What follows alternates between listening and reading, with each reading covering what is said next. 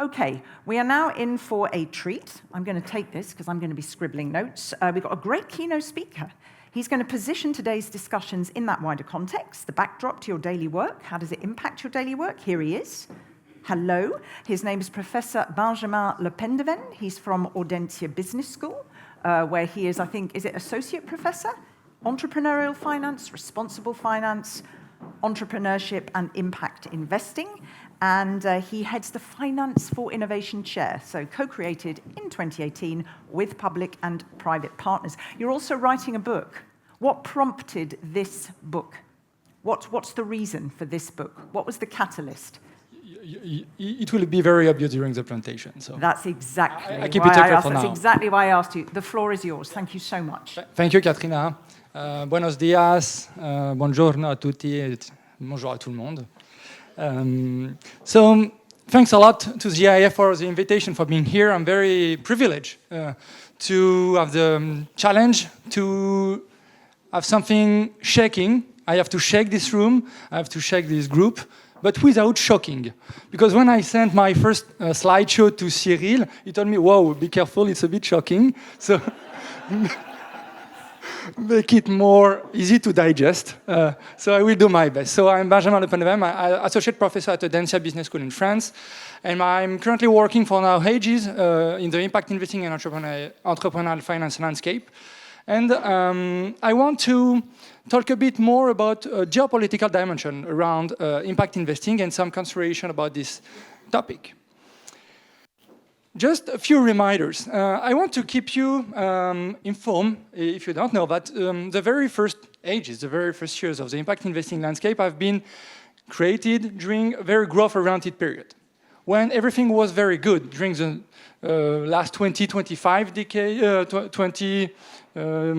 last 20 years, with a strong need of money for sustainable issues. And with this huge chance, as you may know, with very limited geopolitical tension, nor conflict between largest countries. Of course, we had those terrorist attacks, this Iraq-USA war and so on, but no big conflict between the main top 20, top 30 countries in the world. It was also a period when the VC landscape, the VC game, was very powerful, was very dynamic. As you see here, during the last few years, especially after the COVID-19, it was a very high-intensity and high-speed growth market. Consequently, the impact investing landscape also became, a more and more and bigger sub-market in this field. In Europe, obviously, but not only, with many opportunities coming into reality. And this VC game, this impact investing game, became also more and more inclusive to the non-Western countries. Of course, China became a serious VC player, a very huge VC player, one of the top worldwide, but a lot of Asian, African, South American countries also became big players in the VC impact investing game. So the VC and impact investing industry became more and more substantial, more important, and became more and more important also to make it happen, make it count, some important technologies, even for transition companies. Just two examples, to share with you. The first one that you maybe know, or maybe your kids know, Too Good To Go, the Danish company, which is a B2C platform making connection between shops and potential clients, especially poor or very young clients, making it possible to reduce wastage of food items by buying last-minute products. And this company used the digital solutions, the web and platform technologies to make it possible to reduce hunger and to reduce food waste. On the other stage, the French company Deepkey, which has been created a couple of years ago and funded by some investors I know well, Citizen Capital among others, who funded Deepkey among others, is a B2B company, software-based, and focused on reducing energy consumption of the real estate and building stock of private owners. And thanks to here, not a usual web solution, but a software solution, it makes it possible to have plenty of quick wins, energy consumption reductions. And it was possible thanks to easy-to-scale technologies and very mainstream technologies used for transition purpose. And last but not least, the public institution in general, and the EIF in particular, have been very proactive, in developing the VC and more particularly the impact investing market. Here is just a snapshot, from a current study I have with my PhD student, Juan Gonzalez, my colleague Guillermo Casanovas, and Céline Louche, which is about the action of the EIF as a market builder, a non-regulatory market builder on the impact investing market. And as you may see, sorry, it's not easy to, it's a bit small. As you can see, there is this action, about the multi-market infrastructure building. We see that some public actors, but it's more or less the same in different country states. With IT Gunderfonds, BPI France, with Finland Bardia, with CITA in Finland, and so on. Most of the public actors work on the different market infrastructure. From cultural things, cultural infrastructure, to material infrastructure, including providing money, but providing money is just one piece of the action of public institution for building impact investing market, to relational infrastructure, like this conference today, this forum today, which is a place where people connect, share, discuss, challenge, and governmental infrastructures, because as a non-regulatory expert public institution, actors like EIF, like BPI France, like Gunderfonds and others, can also be useful to the different regulatories and policymakers. And the thing we see is that, the sophisticated action have been developed to have some fully, let's say, fully portfolio action for the low maturity markets, and reduce, the footprint, for the medium and the high maturity market, like now, mostly Western Europe countries nowadays. Even if, they make everything, they do it less and less while the market is mature. But what about the current decade? Of course, as you may know, things change a lot with the war between Russia and Ukraine back on the European ground, which makes things very different for many, many reasons, as you may know. We all know now, we are not naive anymore, we know to what extent the big tech and the big technologies are very huge effects, for our direct life and daily life, with huge consequences for many things, including for the democracies themselves. The coming trade war, between the main countries, the main continents, and especially between the USA and China, is now on stage and will have huge consequences for our economies and our financial and sub-financial markets like impact investing. And the venture capital, and by consequences, the impact investing world is part of this geopolitical competition. It is. Maybe you know this picture. Who knows this picture? Yes?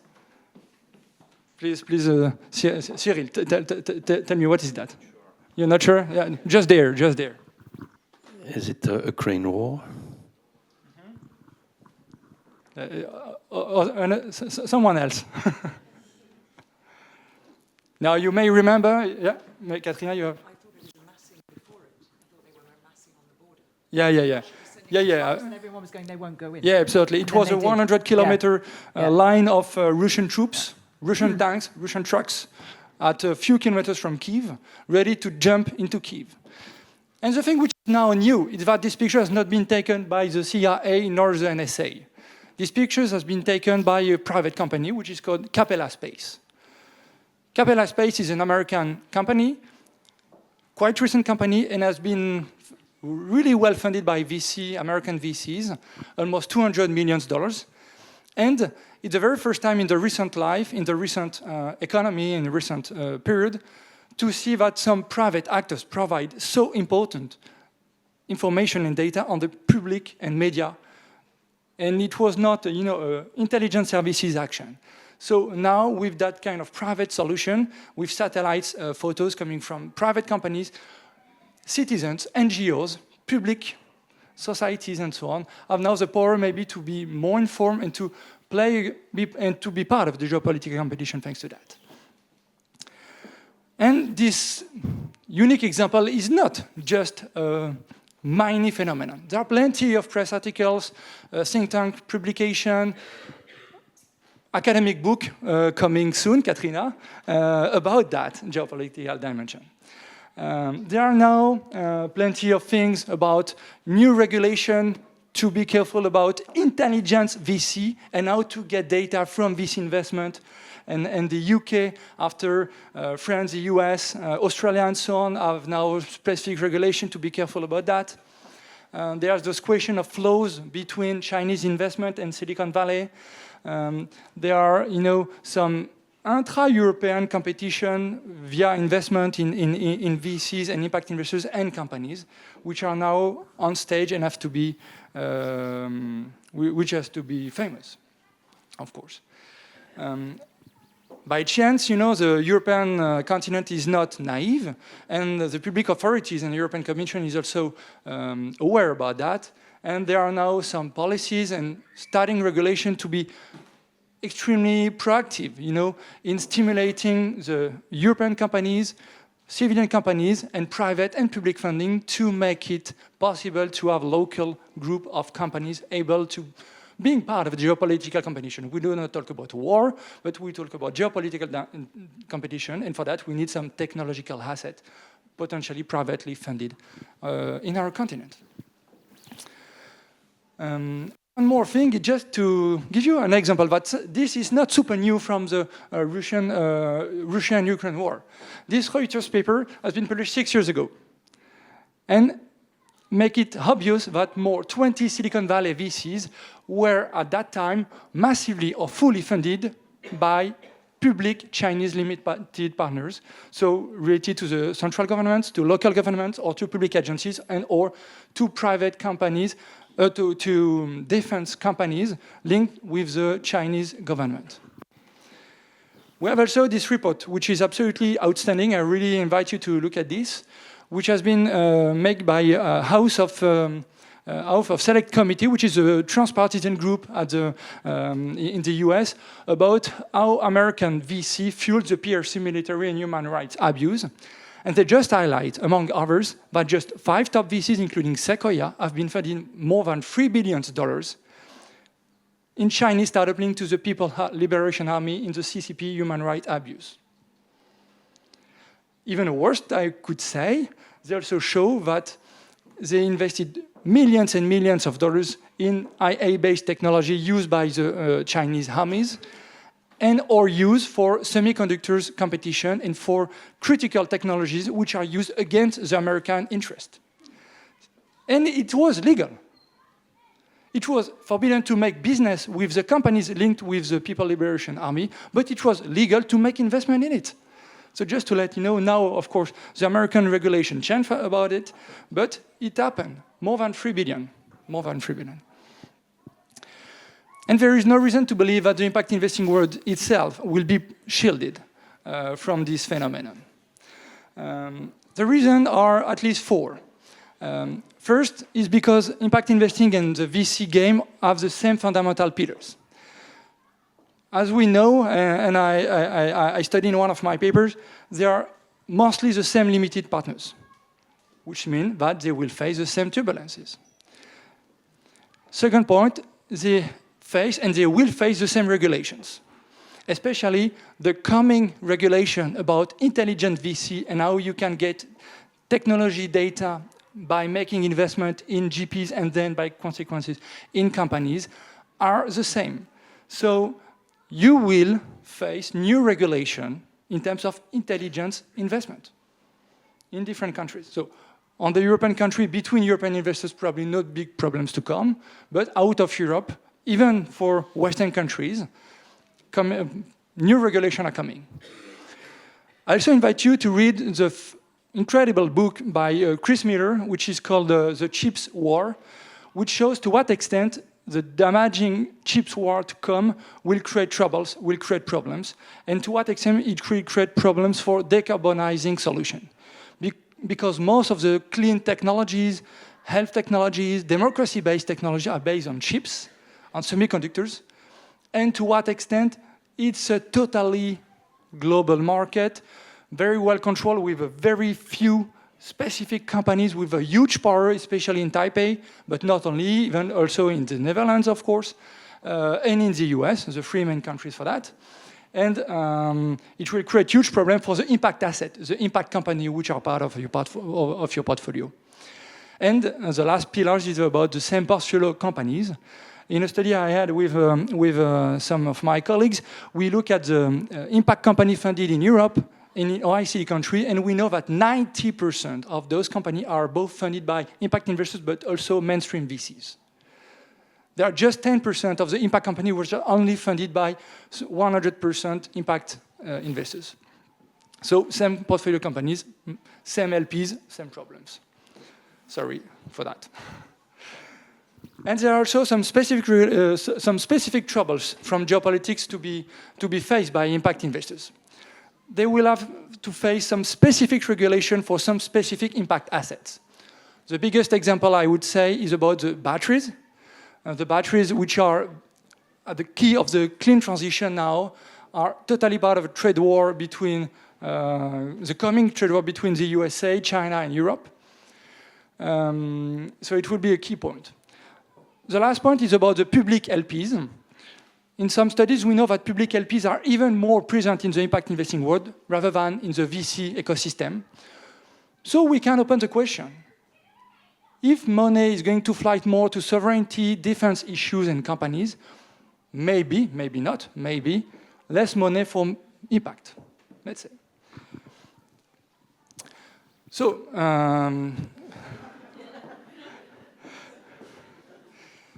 when Cyril was scared, he told me, do you have some good news to share? So I said, okay, maybe, I will find something. No, we have, of course, good things to say. The rise of geopolitical concerns, may offer, opportunities for impact investing as well. The first one is because some of the impact assets are totally critical in terms of sovereignty issues, in terms of food, energy, IA, health, democracy-based technologies, which we call civic tech, IA, and so on. So when we talk about sovereignty, about economy, strong economy and strong defense of democracy and so on in Europe, most of the impact asset and impact company are related to that. The second point is that the limited partners, we can imagine, will certainly prefer the solution dedicated to real important issues rather than more superficial, less useful topics. So we might imagine if we will reduce equity investment in the next few years due to tension, for example, we can imagine that the impact proportion will increase. Because, yeah, if we reduce, we focus on the core needs, on the most important things, and impact is part of that. For all those reasons, we can imagine that the sub-market of impact investing in the biggest of VC and PE market is going to up down. And as a tool, the impact investors can also be a solution and can contribute to the European sovereignty and geopolitical superiority. For that, I see four pillars, four things, but it's a really open discussion. It's still in my head, so I have to make it in my book now, and I have to make it major. I see four main effects to share with you today. The first one is the public money channel effect. Massively, thanks to EIF, high-tech Gründerfonds, Bpifrance, and other public LPs, the impact investors in Europe have plenty of public money in the pocket, in the dry powder. So we can imagine that the impact investors are non-governmental defenders of the public regulation, public values, and public practices. Second point, which is a basic point but really matters, the cash on table effect. Just by funding European companies regulated in Europe, employing European citizens, we create competitors on the global market able to defend the European model. By definition, just by putting cash on the table.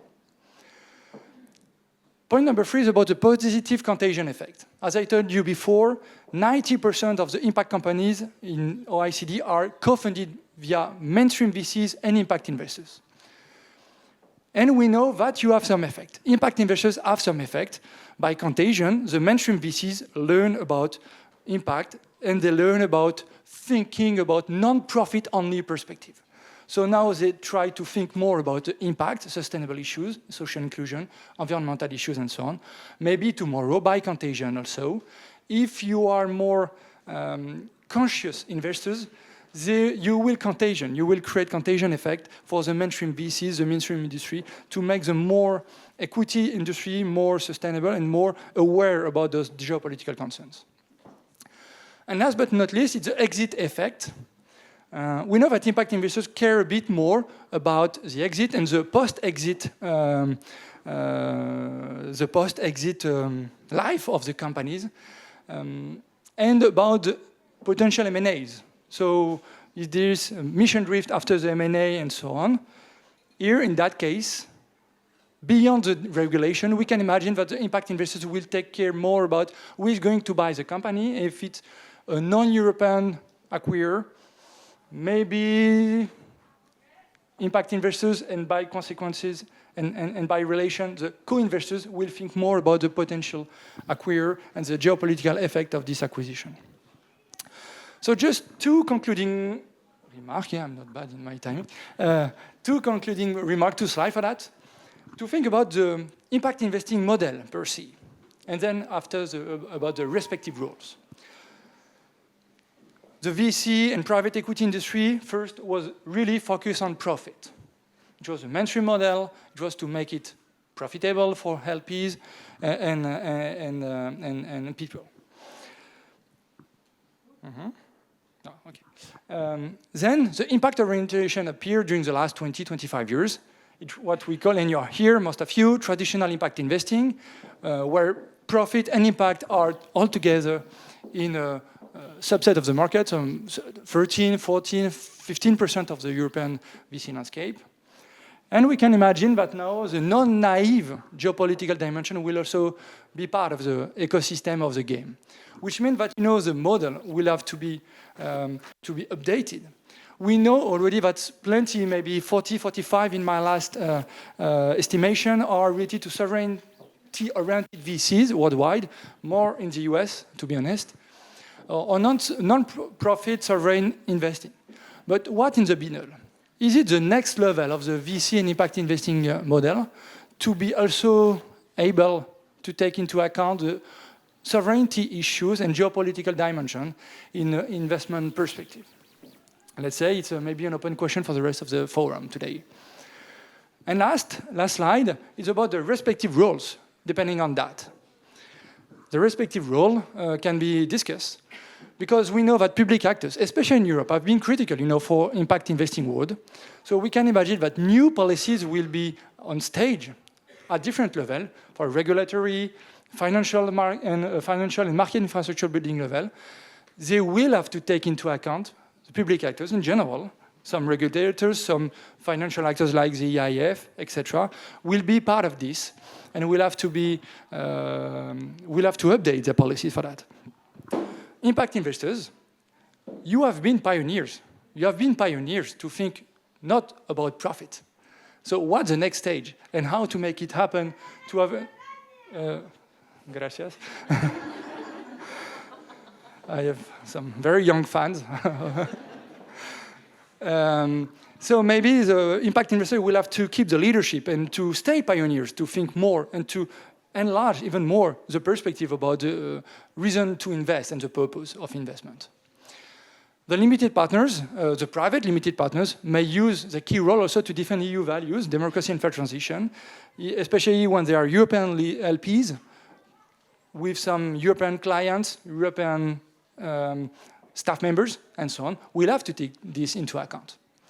And last but not least, sustainable entrepreneurs will understand that sustainable is not only about impact, which is already very good and very positive, of course, but is even more multidimensional than they were thinking. And if they want to create a sustainable company, it's also to make it sustainable over time, to make it, economically speaking, solid, strong, but also to be part of the geopolitical balance between Europe, US, and other parts in the world to protect what we believe in general, at the European level, even if it can be discussed, of course. So thank you, thanks a lot. I try to respect my duty. Thank you all. Thanks.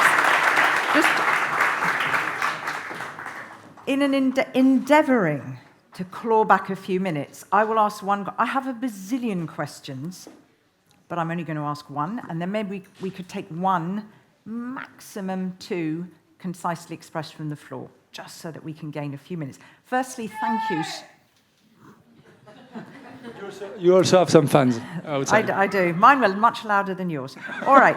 So, thank you very much. Very comprehensive. I'm going to ask you something just that you didn't touch on, but I'm just curious. You talked there about how these actors can contribute to defending EU values, to sort of in a market where competitiveness is a very ubiquitous word in the EU, but you've got a lot of industry saying, oh, help us. All of these points that you made about, maybe, we're going to crowd out the non-essential issues. There's something there coming. Just going a little bit above that, where do the SDGs sit in all this as a driver for this community? And sort of looking at that relationship and that dynamic with all of that terrifying and tiring geopolitical tension. How much are the SDGs kind of in there, a driver? When you look at the SDGs, there are plenty of SDGs related to fair transition, democracies-oriented values, and so on. So already some impact investors, are very committed about those geopolitical dimension and those different topics. I mean, some people here are used to invest in some civic tech, and civic tech are pillars, for democracy sometimes. Or it's a new way for feeding democracies. So it's very aligned, to be honest, with that. And it is, people are mindful of it as an overarching kind of goal. I don't know. It's more probably a question for the room, actually, Yeah. It's an open question. But here again, it's like about the different types of the SDGs and transition pillars. Some people are aware about some points, but not about the others. Yes. Which means that, some people here are very focused on clean tech, which is fine, but are very far from the inclusion issues, fair transition, water, and so on. And it means that, democracy-based things or geopolitical consideration are also part of this thing. But the new thing is that the geopolitical dimension is now attacking the impact assets. Yeah. So even if you're only focused on clean tech, you have to take into consideration, I think you do, about the trade war, about batteries, about regulation, about electricity, and so on, which are totally in the nexus and conflict around big countries, let's say. I think that was for me, the most scary slide was the one where you were saying those companies, you were talking about Qualcomm and Sequoia, they're not allowed to dabble with those companies in China, but they are allowed to invest. It was kind of, I felt there was this, maybe they all knew it in the room, I felt there was this kind of collective, ooh. I mean, for whom do the SDGs, do they resonate? Do they drive your work? Or are they more of a, who for whom are they very important as a kind of a goal, as a framing? Okay. Who is depressed after that presentation? Did Cyril worry for good reason? But who kind of gets the benefits? Who would agree with some of those opportunity areas and benefits that Benjamin brought to the table at the end there in terms of values, in terms of crowding out the non-essentials? Who would say, yeah, I feel that's a fair look forward? Okay, are you here most of the day so people can talk to you? Okay, so one question from the audience, because you can have a private one-on-one in a good way with Benjamin. The gentleman here, if we can have a microphone and keep it beautifully short, if you will, because you'll be heckled by the people under 5 outside. And please say who you are. Thank you. Hi. Thanks for this insightful presentation. My name is Kapil Kanungo from Incofin Investment Management. You can slow down. Ooh, a little bit. You can be a bit slower. I've scared everybody, I think. You asked me to keep it short. Yeah, that doesn't mean fast. That means short. Okay. My question is, much of the impact investing that's come out of Europe has focused traditionally on least developed countries or underdeveloped countries in the global south. With trends like this, do you see there'll be a lot more nearshoring, so a lot more LP interest in impact investing in and for Europe and not so much for the global south? What's your take? It's a very good question. You know, the level of maturity about impact investors in different countries and continents is very, very different. And as you just see, when we just include the numbers, you know, the proportion of impact investing in the VC landscape in different continents, Global South in general is lower than Europe, which is the top, than the US. So first, you know, there are not plenty of impact investors first. Second, so far, most of the Global South impact investors are a bit out of the coming tension between the main, you know, continents, with a few exceptions, especially, you know, India versus China. There's this long history and history of tension, which is part of it. But as far as I know, as far as I see, but I'm not an expert about impact investing in emerging countries and Gulf South countries, they're not extremely committed for those geopolitical considerations, excepting when they have LPs from Western countries. Because, you know, by consequences, by contagion, they are under the loop for that. But I'm not an expert of this area, sorry. He spoke faster than you. I didn't stop him because he's French. So we sort of let that go. All right. Anyone more from the floor? Anybody else got something different to ask? Or an observation, not even a question. Did we have one? Yes, thank you. Hi, thanks very much. My name is Machteld from Rubio from Amsterdam. I was really intrigued by your statistic that 90% of impact deals also have normal VCs. Do you know anything about the order? Was it first the impact VCs that invest and then bigger normal VCs? Or it's a very good question. I will reply to you later in the day because I do not remember, to be honest. What I want to mean is not that 90% of the money come from mainstream VCs. I just mean that in 90% of the impact companies funded, there is an heterogeneous syndication between mainstream and impact investors. So there is just 10% of impact only deals, but I can check it on my in my paper if you want. Thanks. Okay. We're good? You happy to do one-on-one? I can't refuse you. You're a fellow moderator. That would just be rude. Where is the microphone? I think it's... Is it? You can lend yours. Thank you, Benjamin. You're Karen. very brave. No, I'll make it very short. How are you defining impact investors in your study? Because I think that lies behind some of the questions that potentially people have in the room. There's a whole spectrum of capital, and if you're using the GIN data, that's a very sort of finance-first focused slice of the market, as opposed to what the rest of us in the room might also see as impact investing. Thank you. Yeah, very good question, and traditional question when we talk about impact investing, which is about the definition. We have been extremely conservative about that because we look at the GIN, VPA, and other national list of impact investors. It was our starting point. And then we check it by hand, every single investors, to look at the portfolio companies, the impact practice, the impact carried use, and so on. And then we cut most of half of the list, to be honest. And then we identify more or less 250 impact investors, you know, ICD investing between 2010 2017, and that's it. Okay, I will hold it there because I need to get you through with this degree of enthusiasm right to the end of the day. So thank you so very much. And when's the book? Oh no, you haven't finished writing the book. 2025, hopefully. 2025, last day of 2020. You said you're still thinking December about 2025. it. Yeah, it's coming. Okay, buy the book. There we go. All right, thank you. Thank you, Katrina. Thank you so much. It's a pleasure.